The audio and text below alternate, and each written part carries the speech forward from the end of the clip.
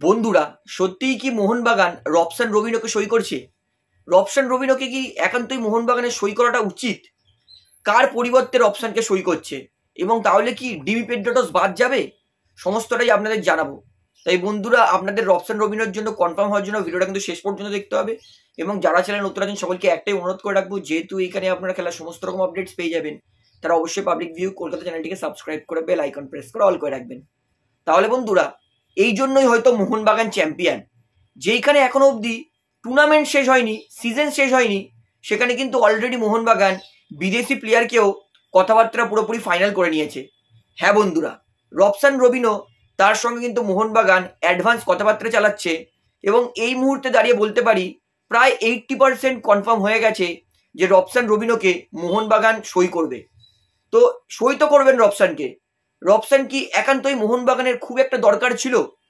তার আগে বলে রাখি, রবসান, তার বয়স 29, ব্রাজিলের প্লেয়ার, লেফট উইংয়ে খেলে, হাইট 6 ফুটের কাছাকাছি এবং মূলত কিন্তু আমরা বসুন্ধরা কিংসের বিরুদ্ধে যখন মোহনবাগান খেলেছিল তখন কিন্তু এনার খেলা আমরা দেখেছিলাম। তো বলে রাখি, লেফট উইংয়ের প্লেয়ার যেহেতু, মোহনবাগানে কি একান্তই লেফট উইংয়ের কোনো প্লেয়ার দরকার ছিল?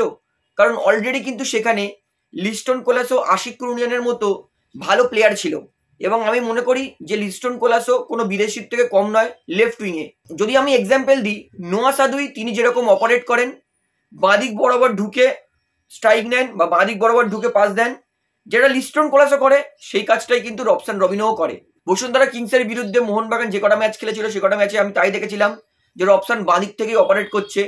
অর্থাৎ মোহনবাগানে যেখানে অলরেডি লিস্টন আশিক আছে সেখানে রবসানের কত বড় ভূমিকা থাকবে সেটা সব থেকে বড় কথা।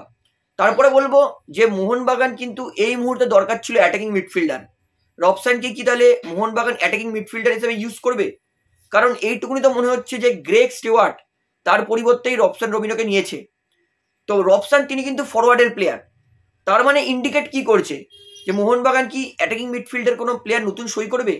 কারণ ডিমি পেড্রোটস সেকেন্ড স্ট্রাইকার ঠিক আছে, প্রপার অ্যাটাকিং মিডফিল্ডে ডিমি পেড্রোটসকে ব্যবহার করা আমি মনে করি না আর এই মুহূর্তে সঠিক উপায় হবে।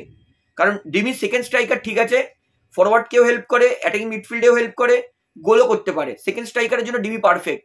এই মুহূর্তে দাঁড়িয়ে যা পরিস্থিতি এগাচ্ছে, ডিমি কতটা থাকবে এটা কিন্তু ভবিষ্যতে দেখা যেতে পারে। তবে আমি বলবো যে রবসানকে মোহনবাগান সই করেছে ঠিকই, মোহনবাগান দেখা যাক কোচের কি পরিকল্পনা, ম্যানেজমেন্টের কি পরিকল্পনা। কারণ রবসান কিন্তু কোন জায়গা দিয়ে খেলে, বাঁদিক থেকে খেলে, সেটা আমি আপনাদেরকে জানিয়ে দিয়েছি।